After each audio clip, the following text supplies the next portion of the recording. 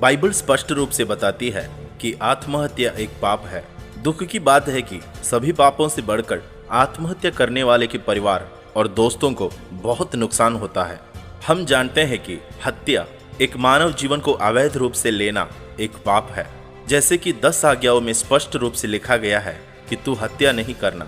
मगर इस आज्ञा को और आत्महत्या के साथ हम कैसे जोड़ सकते हैं? पहला कुरिन्थियों 3 अध्याय उसका 17वां वचन में कहा गया है, यदि कोई परमेश्वर के मंदिर को नष्ट करेगा तो परमेश्वर उसे नष्ट करेगा, क्योंकि परमेश्वर का मंदिर पवित्र है और वह तुम हो। प्रियो, बिना किसी संदेह के खुद को मारना गलत ही है, क्योंकि हमारा शरीर परमेश्वर द्वारा और उनके लिए बनाए गए परमेश्वर का मंदिर है। इस कारण स्वयं का जीवन को समाप्त करना निसंदेह पाप है। इस पृथ्वी पर रहते समय हर एक मनुष्य के जीवन में दुख तकलीफ होते हैं, मगर आत्महत्या के द्वारा कुछ लोग अपने स्वयं के दुख से बचने का एक रास्ता ढूंढती है।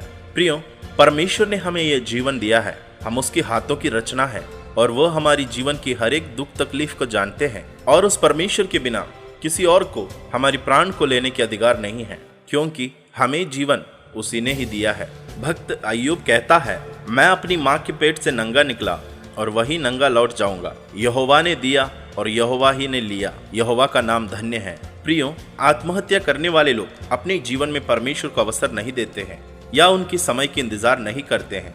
एलिया, जो परमेश्वर की तरफ से इस्राएल के लिए एक भविष्यद्वक्ता था, इजेबेल रानी की धमकी और भय के कारण वह जीना नहीं चाहा और वह कहता है, पहला राजा 19 अध्याय उसका 4 वचन में, परंतु वह स्वयं जंगल में एक दिन के मार्ग पर जाकर एक झाऊ के पेड़ के तले बैठ गया।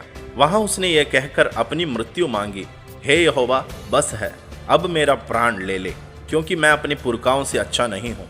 चाहे तो एलिया आत्महत्या कर सकते थे, मगर उनको यह मालूम है कि जान लेना परमेश्वर के अधिकार में है। बाइबल में कुछ लोगों के बारे में हम पढ़ते हैं जिन्होंने खुदकुशी किए थे। उनमें से प्रसिद्ध है यीशु मसीह की चेला यहूदा इस्करियत, शाऊल राजा, अहीतोपेल, शिमशोन आदि।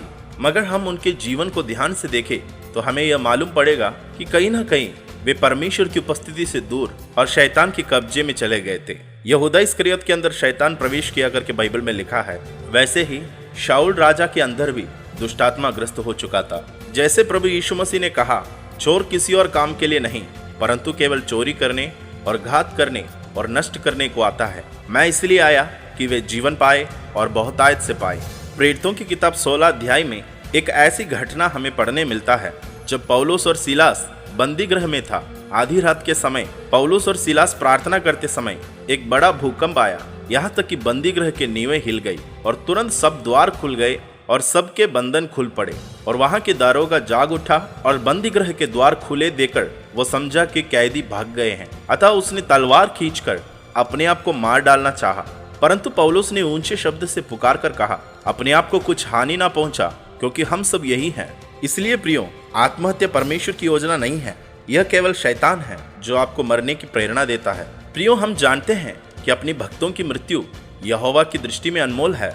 भजन संहिता 116 अध्याय का 15 वचन में लिखा है, क्योंकि अपने भक्त आत्महत्या नहीं करते हैं, मगर जो आत्महत्या के द्वारा अपने आप को मारते हैं उनके विषय में यहोवा यूं कहता है। यहजकेल नबी की किताब 18 अध्याय उसका 32वां वचन, वहां लिखा गया है, क्योंकि प्रभु यहोवा की यह वाणी है, जो मरे उसके मरने से मैं प्रसन्न नहीं होता, इसलिए पश्चाताप करो, तभी तुम जीवित रहोगे। प्रियो, इस वचन हमें याद दिलाता है, जो खुद को मारते हैं उनकी मृत्यु पर परमेश्वर यहोवा प्रसन्न नहीं रहता है। इस कारण प्रभु के लोग ऐसी पाप करने से दूर रहें। यदि आप अपनी जीवन की मुश्किल के वक्त को सामना कर रहा है तो मैं आपको कहना चाहता हूँ, अपनी सारी चिंता यहोवा पर डालें, क्योंकि उनको तुम्हारा ध्यान है। मैं गॉड ब्लेस यू। परमेश्वर आप सबको आशीष देने पाए।